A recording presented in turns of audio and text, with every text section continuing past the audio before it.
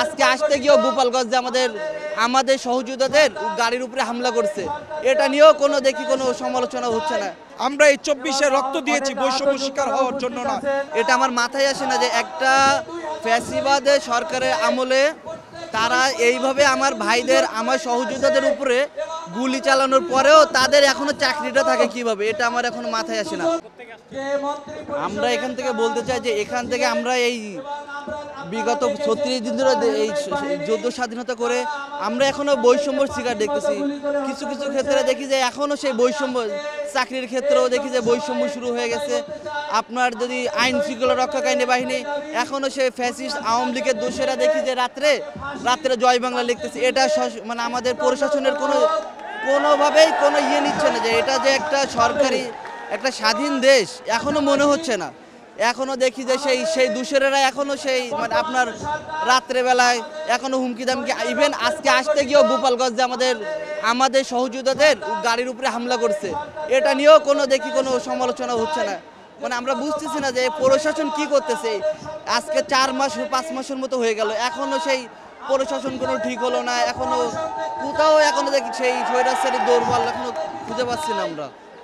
আমরা বলতে চাই যে স্বাধীন বাংলাদেশে কখনো বৈষম্য থাকবে না, বৈষম্য রাখা যাবে না।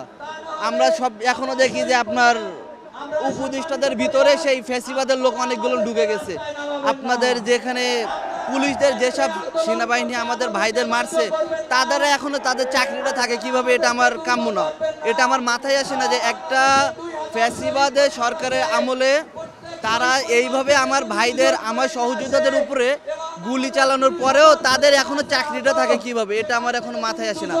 আমরা বলতে চাই যে কখনো বৈষম্য দেশে থাকা যাবে না। আমরা একজন রিক্সাওয়ালাও যতটুকু সম্মান পাবে, আমি এক হাসপাতালে গেলে একজন প্রধানমন্ত্রীও যতটুকু সহযোগিতা পাবে, আমার রিক্সাওয়ালা ভাইয়ের জন্য ততটুকু সহযোগিতা পাই। আমরা কোনো বৈষম্য দেখতে চাই না দেশে। শুধু প্রত্যাশা একটাই, 3 তারিখ যখন নাহিদ ভাই এক দফা ঘোষণা দেয় তখন বলছিল নতুন রাজনৈতিক বন্দোবস্ত। তো আমরা কিন্তু নাহিদ ভাইয়ের এই ডাকে, এই আহ্বানে সারা দিয়ে আমরা আসছিলাম। তখন কিন্তু নাহিদ ভাইয়ের এই আহ্বান আমরা কেউ বিরোধিতা করি নাই, কোনো রাজনৈতিক দল এটা বিরোধিতা করে নাই। তো নতুন রাজনৈতিক বন্দোবস্ত এটা একটা লিখিত ডকুমেন্ট আজকে এখানে দেওয়া হবে, এই জন্য আমরা এখানে আসছি। সরকারের পক্ষ থেকে আজকে অবশ্যই দেওয়া হবে, বাট আমাদের একটা বার্গেনিং পয়েন্ট আছে। আমরা ওই বার্গেনিং পয়েন্টে আছি যে আমাদের কিছু দাবি আছে, আবার অন্য পার্টির অনেক দাবি আছে। সব দাবিগুলো যখন একসাথে আসবে তখন সরকার একটা সম্মিলিত কালেকটিভ ডিসিশন নেবে। বাট আজকে আমরা একটা বার্গেনিং পয়েন্ট এখানে আসছি। 24-এ আমরা রক্ত দিয়েছি, জেল খেটেছি এবং কি এই ফ্যাসিস্ট হাসিনার আমলে আমরা নির্যাতিত হয়েছি। আমরা কওমি আলেমরা অনেকবার নির্যাতিত হয়েছি, কোনো জবাব আমরা দিতে পারি নাই। কিন্তু এই সরকারের আমলে যেন আমরা আমাদের নিজের স্বাধীনতাভাবে যেন আমরা বুক ফুলিয়ে হাঁটতে পারি, এই প্রত্যাশা নিয়ে আজকে আমরা এসেছি। আর আমরা 24-এ রক্ত দিয়েছি এত দ্রুত নির্বাচন দেওয়ার জন্য নয়। যারা নির্বাচনের জন্য এত লাফালাফি করছেন, আমি তাদেরকে বলতে চাচ্ছি যে আপনারা কিসের নির্বাচন চাচ্ছেন? দেশকে আগে সংস্কার করেন, তারপর হচ্ছে নির্বাচন হবে ইনশাআল্লাহ। দেশ সংস্কার আগে আমরা নির্বাচন করছি না ইনশাআল্লাহ। আর আমাদের ওলামা একরামদেরকে যে এই নির্যাতন হচ্ছে, এখনও ওলামা একরামদের উপর নির্যাতন হচ্ছে, কারা করছেন তাদেরকে বলতে হবে না। তারা এখন বর্তমানে বাংলাদেশের সবাই জানে।